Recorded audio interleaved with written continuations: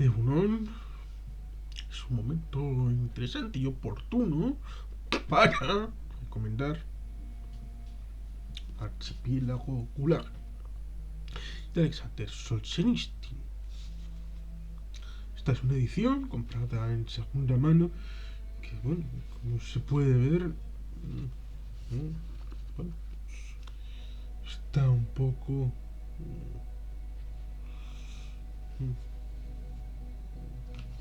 mal.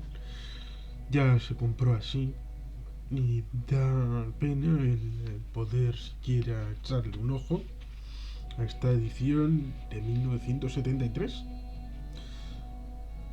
Bueno, 1974, la primera aparición en castellano, que es justo un añito después, muy poquito después de su publicación internacional a comienzos de los años 70. Porque el libro formalmente está escrito y prácticamente hay tanto interés en el propio contenido del libro y la forma en la que se dio a conocer el libro. Son dos cosas distintas, porque el libro está escrito desde años 50-60, supongo que con ciertas revisiones, no revisiones, y lo guardo en un cajón para esperar a que los protagonistas pudieran haber desaparecido, para no influir en sus vidas, porque hay cosas que se explican aquí y que pudieron ser objeto de purgas póstumas en la Unión de Repúblicas Socialistas Soviéticas. Porque al fin y al cabo, Archipiélago Gulag es un país dentro de otro país.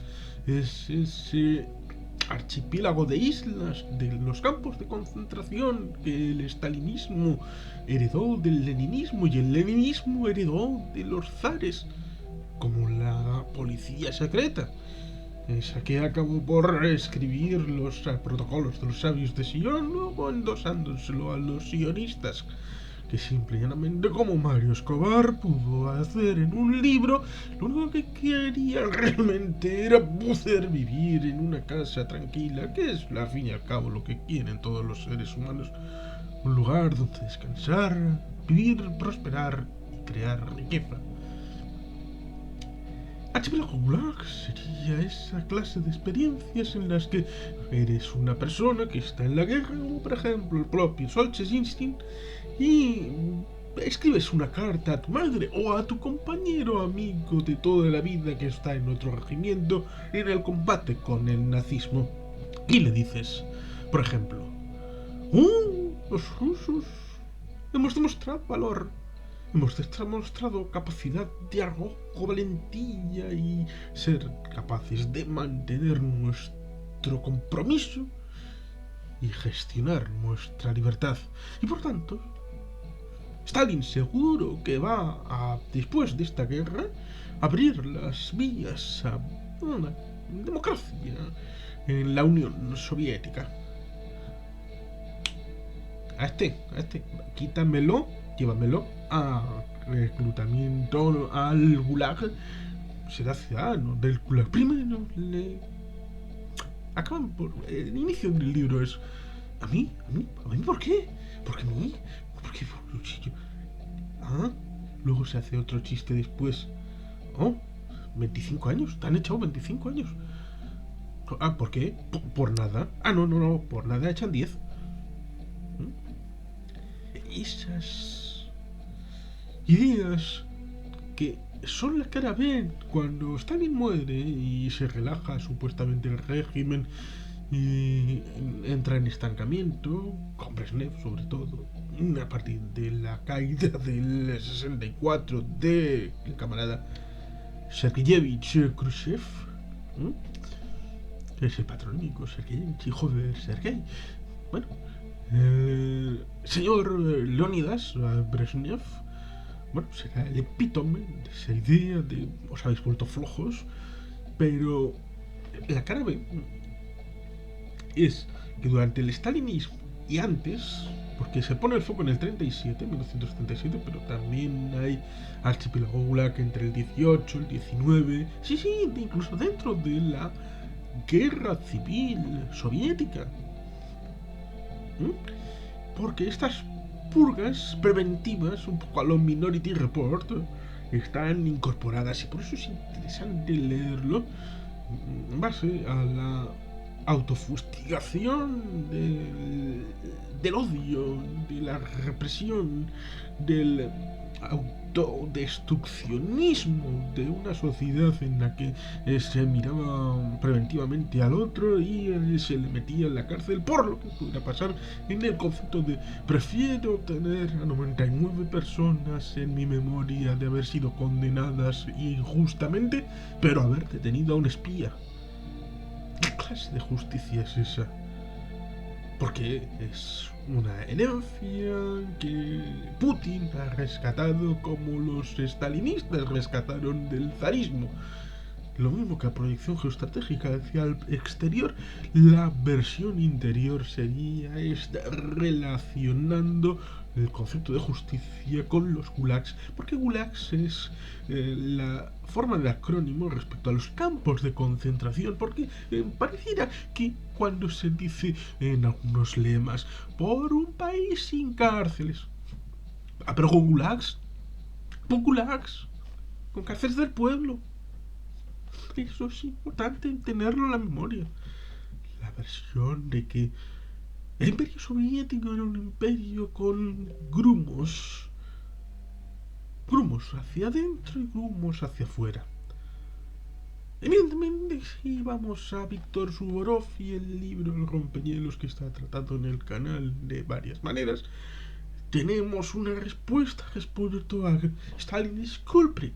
Is guilty the USSR of the very beginning of the World War II. Sí, tenemos ahí una parte importante respecto a la culpabilidad del inicio de la Segunda Guerra Mundial, pero previamente ya había establecido una relación con la sociedad respecto al propio sistema llamado comunista soviético, pero que en realidad trataba de homogeneizar y amalgamar una sociedad respecto al odio, al miedo y la destrucción del diferente. Hasta el punto de que durante la guerra civil se miraban las manos a ver si estaban llenas de callos o eran pulcras y límpidas. Y estos últimos, como burgueses, se les limpiaba el forro inmediatamente en la calle. Cosa que Juan Eslavaganán lo incluye como uno de los apuntes en el libro que creo que hemos presentado alguna vez respecto a la Revolución Soviética contada para escépticos. Un libro interesante. Porque evidentemente a libros como este se les dirá sabiamente, para los comentaristas, sabiamente, Solzhenitsyn, es un libro antisoviético. Ya toma por culo. Se acabó el libro. Espera. En vez de coger las páginas de cientos y cientos de páginas con comentarios, información, con experiencias de primera mano del autor en boca de los que no pudieron decir nada porque desaparecieron en ese país que estaba oculto dentro de las estepas de Siberia y de las largas llanuras del permafrost del norte de Europa, que no pueden decir nada porque murieron por nada en la Lubyanka o en los demás casos de las islas que estaban conectadas con el centro y única y exclusivamente por las vías de comunicación. Por eso son islas donde no pasaba nada, y como en el nazismo, con campos de exterminio que empezaron a funcionar como los campos de concentración en marzo del 33. Pero los alemanes, no sabíamos nada. Si hubiéramos sabido, claro, estábamos de espaldas a todo esto. Por lo tanto, eran núcleos supuestamente a las espaldas de la gente. Por eso archipiélago, la idea de un grupo de islas esparcidas en el país más grande de la Tierra, pero eran campos de concentración. Y hay que decir que los alemanes sabían perfectamente, porque cuando bombardearon Hamburgo, las cartas que circularon para los familiares estaban diciéndose: esto es por lo que les estamos haciendo los judíos. O sea que sabíais. Igual los soviéticos seguro que sabían también perfectamente lo que pasaba, aunque quizá con menor circunstancia, porque Alemania era un territorio más pequeñito y controlable, la población estaba cerca de los campos de exterminio y al fin y al cabo eran lugares de producción. Y estos otros eran más zonas de producción de mineral y productos poco procesados. Pero bueno, dejando esto de lado, está claro que no se puede estar del todo seguro que era algo completamente ajeno al pueblo soviético, en tanto en cuanto había desapariciones y flap, la gente había desaparecido. Hasta el punto de que, por ejemplo, antes de la Segunda Guerra Mundial, en Leningrado, si no recuerdo mal, el ejemplo es que una de cuatro personas, una de cada cuatro, el 25% de la población, había desaparecido, como para no notar que en un bloque de pisos que el 25% de la población ya no está y no puedes echarle la culpa a un ovni o a un rapto masivo de lo que dice el Apocalipsis de San Juan, de aquello del fin de los tiempos, sobre todo porque el mento soviético era pulcramente antirreligioso, aunque evidentemente luego eso cambiará con la Segunda Guerra Mundial cuando Stalin necesite ayuda y copte el mensaje del nazismo soviético que existió, cuando compre la idea de la salvación de la Iglesia Ortodoxa. Pero antes, cuando estaba la Plaza Roja, al lado la antigua Catedral de San Basilio, que no, si no recuerdo mal, es esa, tiraron la catedral y ahí pusieron un edificio que iba a ser el más grande del mundo, pero como no hubo dinero, a partir de después de la Segunda Guerra Mundial pusieron unas piscinas públicas, las más grandes del mundo mundial, siempre tirando por lo alto. Olvidando, por ejemplo, que el canal que hay entre la zona del Báltico y la zona de Moscú, bueno, hay un canal que se hizo en los años 20 y 30, precisamente con trabajo esclavo, con gente a la que se le cogía la mano y como eran potenciales criminales, porque se les decía que, bueno, eran posibles actos antisoviéticos, pensamientos antisoviéticos, compañías potencialmente conducentes a ser antisoviéticas o simple y llanamente familiares, como las visitas, ¿no? Bueno, digo las visitas de vas a la cárcel y viene el familiar y bueno, como eres familiar de este y este está dentro por conductas antisoviéticas, pues hombre, tú igual por permeabilidad de familia, pues igual tú también tienes conductas antisoviéticas, así que preventivamente te vamos a meter en la cárcel.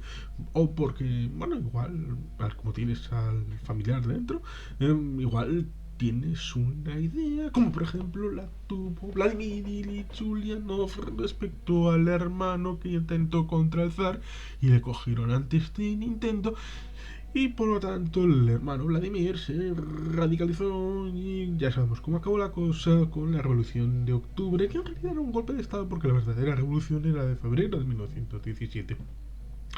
Preventivamente, para evitar todo eso, es mucho mejor meter a la cárcel y después de la cárcel de la Lubyanka a los campos de concentración y de trabajo y de reeducación, por supuesto, en Siberia, para que estén tranquilitos esta gente.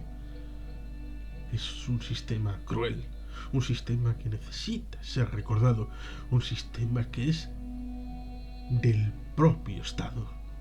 El propio Estado se sustentaba en esto, en esta clase de dictadura de lo opresivo, este sistema del gulag, el sistema de la dictadura del proletariado, que cuando caigan los regímenes del socialismo real, comunismo, socialismo totalitario.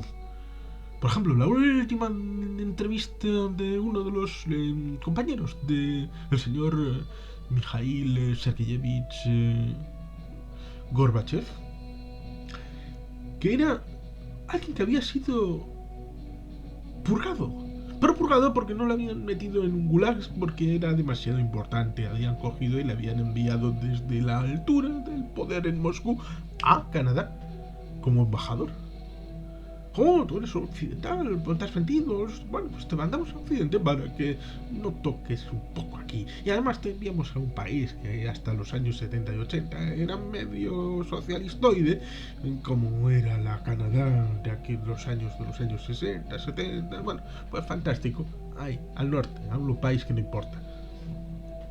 Pero en 1984, un camarada secretario de Agricultura del Soviet Supremo tenía un problema en una visita y su avión no funaba. Y por lo tanto se tuvo que quedar un poquito más y pudo tener una serie de conversaciones con aquel muchacho que había sido expurgado y que vivía en Canadá como embajador de la Unión Soviética. Después, cuando en el año 85-86 a esta persona casualmente ascienden al líder de la Unión Soviética, se lo llevará al Kremlin, lo cual es interesante. Esta persona será la que en la última entrevista que dio el día 25 de diciembre de 1991 dirá con lamento y con profundo deshonor que el sistema soviético no había funcionado por las personas, porque no habían estado a la altura del reto que planteaba la liberación de la humanidad. Las ideas eran maravillosas, el plan estaba fantásticamente perfilado y en la ejecución es donde fracasó el asunto. Una idea utópica, fantástica del socialismo planteado en la Unión Soviética le habría gustado a todo el mundo, pero las personas a las que había que modelar y torcer como si fueran raíles de hierro al fuego vivo, a esas personas no habían estado a la altura del reto. Es decir, el problema no era ni de los líderes, ni de las ideas, ni de la ejecución, no eran de las personas que habían sido la resistencia a la implementación del socialismo real en la vida en la Unión Soviética. Esa es la clave. La clave es, en vez de tener un plan y tratar de condicionar, pero sin presionar y sin forzar una idea conducente a un determinado fin, necesitaban inmediatamente los resultados y si no se conseguían había que coaccionar a la sociedad individuo a individuo para poder forzar a que el paraíso en la tierra fuera el socialismo de Marx, de Lenin y de Stalin. Esa es la clave. Y eso solamente se consigue con castigo. Precisamente en el país del crimen y castigo de Dostoyevsky. Hay que leer a Dostoyevsky como complemento de Archipiélago Gulag. Probablemente. Pero leer solamente Archipiélago Gulag es un reflejo de un sistema que fracasó desde antes de implementarse. Ya estaba fracasado cuando se teorizó, a pesar de que cuando Marx teorizó sobre el asunto miró hacia Occidente, miraba hacia Alemania, miraba hacia Inglaterra, y la idea de la transformación de la zona industrial a la etapa burguesa y luego la etapa del socialismo y del comunismo. En la Unión Soviética el take-off habría sido precisamente en los años del 12, 13, 14, 15, 16. Es decir, precisamente entre el tricentenario de los Romanov en 1913 y el inicio de la Primera Guerra Mundial. ¿Qué habría sido de aquel país si no hubiera habido Primera Guerra Mundial o habría sido 5 años después? Eso ya nunca lo sabremos. Es fantasía, es política ficción, digna de una buena novela. Pero está claro que cuando evaluamos la realidad, lo que supuso en sus claros y oscuros, poniendo siempre el valor de lo que supuso para un país del tercer mundo desperdigado, de la destrucción, lo que actualmente se entiende como tercer mundo, porque en realidad durante la Guerra Fría el segundo mundo era el mundo de la Unión Soviética, el primero era Estados Unidos y aliados, y el tercero en realidad eran los no alineados, los que pasaban de la Unión Soviética y pasaban de Estados Unidos, que iban un poco a su bola. Esa era la idea y el concepto, pero digamos comercialmente y culturalmente y política y económicamente en un país en 1912-1913, un país que no contaba, a pesar de que era europeo formalmente, porque había pasado las expectativas, sobre todo después de haber fracasado en la guerra contra Japón en 1905, y eso suponiendo previamente que todo el mundo decía que Rusia iba a arrasar a esos pequeñajos, a esos mediometros de color amarillo. Nótese el racismo. El racismo que estaba presente en los Juegos Olímpicos de 1904 en San Luis, hasta el punto de hacer dos olimpiadas paralelas, una la oficial y otra la de los pueblos originarios, para que tuvieran ahí su espacio de distracción y entretenimiento, porque como no iban a ser capaces de ganar ni una sola ni una sola medalla, necesitaban su lugar en el mundo.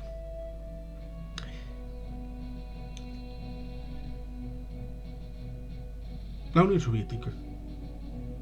Ahora parece que Rusia, y con Putin, es la heredera de aquella Unión Soviética, a pesar de que probablemente Putin lo que quiera es ser zar, ser coronado en la nueva catedral de San Basilio, reconstruida a partir de los años 90 gracias a Boris Yeltsin. Su formación en el KGB seguramente sea el único impedimento, el único clavo que impide que, como Napoleón en 1800, rememorando al Carlomagno, que en el año 800 se coronó emperador porque entró por ahí el Papa: "Oh, Carlos, traigo aquí un regalo de Navidad para ti", el día 25 de diciembre del año 800. "Oh, qué bien que estás por Roma, porque tenía algo que entregarte. Aquí, esto tan bonito. Oh, Papini, qué majo eres. Oh, emperador, yo no me lo había esperado". Pues seguramente Carlomagno, Napoleón y Putin, el zar de todas las Rusias. Pero a Putin hay que parar los pies y a la historia hay que ponerla firme. ¿Cómo se pone firme? Con libros como este, Archipiélago Gulag.